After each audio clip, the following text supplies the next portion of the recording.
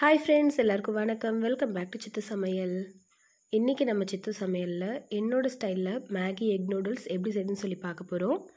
எப்பவுமே நூடுல்ஸ் பேக்கெட்டில் இருக்க அந்த இன்ஸ்ட்ரக்ஷன் ஃபாலோ பண்ணி சிம்பிள் மெத்தடில் பண்ணுறதை விட இந்த மாதிரி கொஞ்சம் வித்தியாசமான முறையில் செஞ்சு பாருங்கள். நிச்சயமாக ரொம்ப ரொம்ப டேஸ்ட்டாக ரொம்ப வேறு லெவலில் இருக்கும். சரி வாங்க, இது எப்படி செய்யுதுன்னு சொல்லி பார்க்கலாம். வாங்க இப்போ நம்ம வீடியோக்குள்ளே போகலாம். இந்த நூடுல்ஸ் பண்ணுறதுக்கு முதல்ல ஒரு பேனில் ஒரே ஒரு டீஸ்பூன் எண்ணெய் சேர்த்துக்கிறேன். எண்ணெய் சூடானதும் இல்லை 2 பல் பூண்டை நல்லா பொடி பொடியாக நறுக்கி வச்சுருக்கேன். கூடவே ஒரு பாதி போல் வெங்காயத்தையும் நல்லா பொடியாக நறுக்கி வச்சுருக்கேன். அது ரெண்டுத்தையும் சேர்த்துட்டு நல்லா இதை வதக்கிக்கலாம்.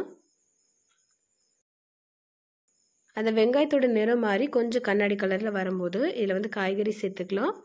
நான் பீன்ஸும் கேரட்டும் சேர்த்துருக்கேன். உங்களுக்கு என்னென்ன காய்கறி சேர்க்கணும்னு விருப்பம் இருக்கோ அதெல்லாம் சேர்த்துக்கலாம்.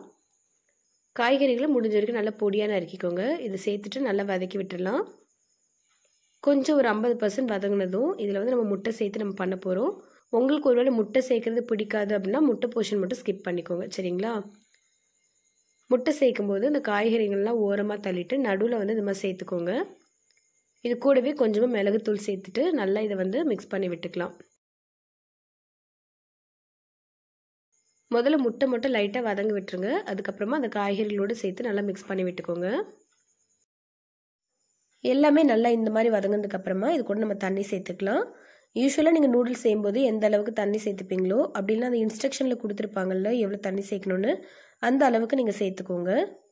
நம்ம காய்கறி சேர்த்து பண்ணுறதுனால எக்ஸ்ட்ரா தண்ணி சேர்க்கணும் அப்படிங்கிற அவசியம் இல்லை. நம்ம சேர்த்துருக்க காய்கறி பார்த்திங்கன்னா ரொம்பவே கொஞ்சம் தான். அதில் அந்த இன்ஸ்ட்ரக்ஷனில் இருக்க அளவுக்கு தண்ணி சேர்த்துக்கிட்டிங்கனாலே போதும்.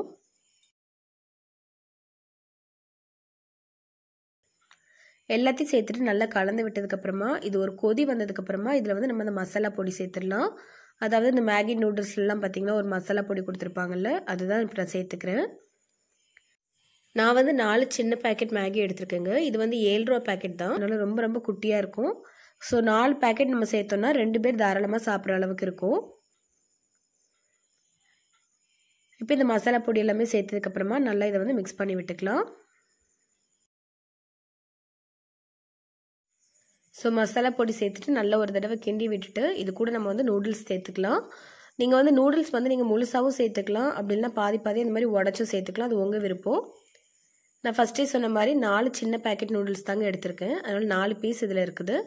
4த்தையும் நான் உடச்சி சேர்த்துக்கிறேன். எல்லாத்தையும் சேர்த்ததுக்கப்புறமா நல்லா பொறுமையாக இதை கலந்து விட்டுக்கலாம். எல்லாத்தையும் ஒன்றா இந்த மாதிரி கலந்து விட்டதுக்கப்புறமா இது கூட அடிஷ்னல் ஃப்ளேவருக்காக நான் கொஞ்சம் சிக்கன் மசாலா சேர்க்க போகிறேன்.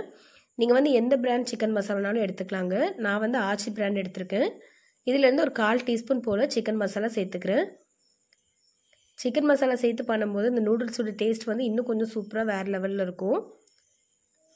மசாலா சேர்த்ததுக்கப்புறமா அந்த தண்ணி எல்லாமே வத்துற வரைக்கும் நல்லா இதை கிண்டி விட்டுட்டே இருக்கலாம். பாருங்கள், ஒரு 3 நிமிஷத்துக்குள்ளே தண்ணி எல்லாமே நல்லா வற்றி நம்ம நூடுல்ஸும் சூப்பராக ரெடி ஆயிரும். அவ்வளோதாங்க, இந்த அளவுக்கு எனக்கு தண்ணி வற்றினா போதும். உங்களுக்கு ஒருவேளை தண்ணியோடு வேணும் அப்படின்னு நினச்சிங்கன்னா கொஞ்சம் தண்ணி இருக்கும்போதே நீங்கள் ஸ்டவ் ஆஃப் பண்ணிடுங்க. அவ்வளோதான், நம்மளுடைய எக் நூடுல்ஸ் பாருங்கள் எவ்வளோ சூப்பராக ஈஸியாக ரெடி ஆயிடுச்சுன்னு சொல்லிட்டு. ஸோ நீங்களும் கண்டிப்பாக இந்த ரெசிபியை உங்கள் வீட்டில் செஞ்சு பாருங்கள். இதோட டேஸ்ட் ரொம்ப ரொம்ப நல்லாயிருக்கும்.